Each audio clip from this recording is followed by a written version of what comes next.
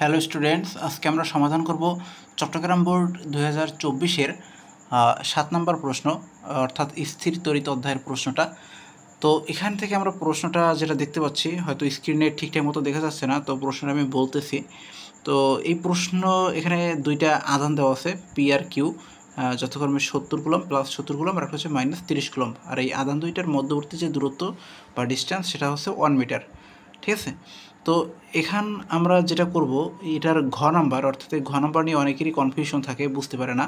তো আমরা ঘ নাম্বারটা সলিউশন করব, অর্থাৎ চার্জদ্বয় স্পর্শ করিয়ে পূর্বের অবস্থায় রেখে দিলে চার্জদ্বয়ের সংযোগ রেখা বরাবর নিরপেক্ষ বিন্দুর অবস্থান পূর্বের তুলনায় কীরূপ পরিবর্তন হবে। ঠিক আছে। তো এটার গাণিতিক বিশ্লেষণের মাধ্যমে দেখাতে বলছে, এটা আমরা সমাধান করব। তো সরাসরি আমরা খাতায় চলে যাই। দেখেন, এখানে সলিউশনটা করার আগে আমাদের আগে বুঝতে হবে প্রশ্নটা কী বলছিল। প্রশ্নটা বলছিল যে চার্জার স্পর্শ করিয়ে পূর্বের অবস্থায় রেখে দিলে চার্জার সংযোগ রেখা বরাবর, অর্থাৎ এখানে নিরপেক্ষ বিন্দুর যে অবস্থান এইটা যখন মানে আমাদের সাধারণ অবস্থায় যেটা আছে তখন নিরপেক্ষ বিন্দুর অবস্থান কেমন হবে, আর এ দুইটা যদি স্পর্শ করাই তখন নিরপেক্ষ বিন্দুর অবস্থান কেমন হবে সেটুকুই বের করতে বলছে। তো স্পর্শ করালে আধান দুইটি যদি আমরা স্পর্শ করাই তখন কি হবে, আধান দুইটি স্পর্শ করালে যেটা হবে, এই আধান দুইটা যতক্ষণ না সমান হবে ততক্ষণ তাদের ভিতরে যে চার্জের যে আদান প্রদান সেটা চলতে থাকবে। তো স্পর্শ করালে এই আধান দুইটা সমান হয়ে যাবে। তো এখন আমরা যেটা করতে পারি সেটা হচ্ছে সমান হবে মানে গড় করতে হবে আর কি। তো আগে আমরা প্রথমে চার্জার স্পর্শ করার পূর্বে এর যে নিরপেক্ষ বিন্দুর অবস্থান সেটা বের করি। তো এখানে খেয়াল করুন, এখানে কিন্তু দুইটা আদান আছে, একটা হচ্ছে প্লাস 70 কুলম আর একটা হচ্ছে মাইনাস 30 কুলম। এই যে আদান দুইটা, চার্জ দুইটা যদি পরস্পরের বিপরীত হয়, অর্থাৎ একটা প্লাস হয় আর একটা মাইনাস হয়, তখন নিরপেক্ষ বিন্দুর যে অবস্থান সেটা এই আদান দুইটার বাইরে হয়, এবং সেটা কোন দিকে, যে মানটা ছোট সেটার দিকে। যেমন এই যে দুইটা মান আছে 70 আর 30, এই দুইটার ভিতরে কোনটা ছোট, 30 ছোট। তো এখানে হবে মানে যেহেতু 30 ছোট, তো নিরপেক্ষ বিন্দুর অবস্থান হবে এটার বাইরে। এখন যদি এই যে আদান দুইটা যদি একই চার্জযুক্ত হতো, অর্থাৎ দুইটাই প্লাস অথবা দুইটাই যদি কী বলে এটাকে মাইনাস আর কি হতো, তাহলে নিরপেক্ষ বিন্দুর যে অবস্থান হয়তো এই পি আর কিউর মাঝখানে হতো। ঠিক আছে। যেহেতু দুইটা বিপরীত এখানে বাইরে হবে, এবং সেটা কোন দিকে, যেটা ছোট সেটার দিকে। একটু মনে রাখতে হবে। এটুকু যদি মনে না রাখতে পারি তাহলে কিন্তু ম্যাথটা হবে না, ভুল হয়ে যাবে। ঠিক আছে। তো পি আদানের জন্য টি বিন্দুতে যে প্রাবল্যর আমরা সূত্রটা জানি, E equal k into q divided by r square.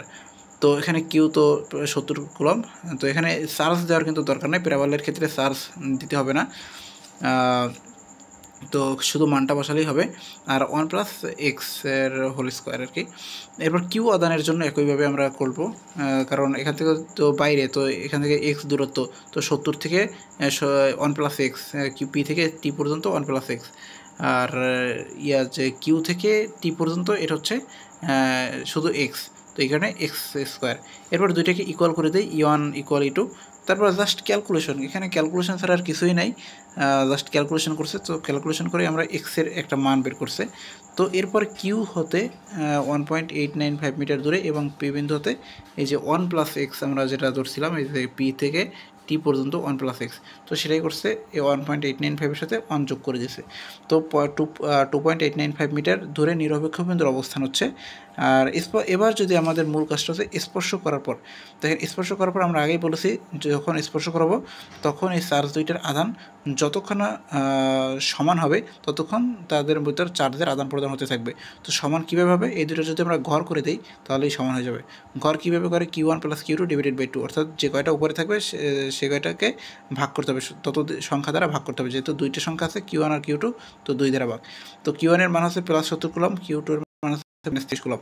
তো এখান থেকে আমরা যে মানটা পাচ্ছি প্লাস 20 কুলম। তো এই যে স্পর্শ করার পর দুইটা আদান দুই পাশে দিয়ে দিলাম। এখন দেখুন আদান দুইটা যেহেতু পজিটিভ, একই চার্জযুক্ত, তো নিরপেক্ষ বিন্দুর অবস্থান হবে এইটার মাঝখানে, এই যে এই বিন্দুটা হচ্ছে নিরপেক্ষ বিন্দুর অবস্থান। তো আমরা ধরে নিলাম পি থেকে এক্স মিটার দূরত্বে আর কিউ থেকে 1 - 6 মিটার দূরত্বে। একইভাবে জাস্ট ক্যালকুলেশন করতে করতে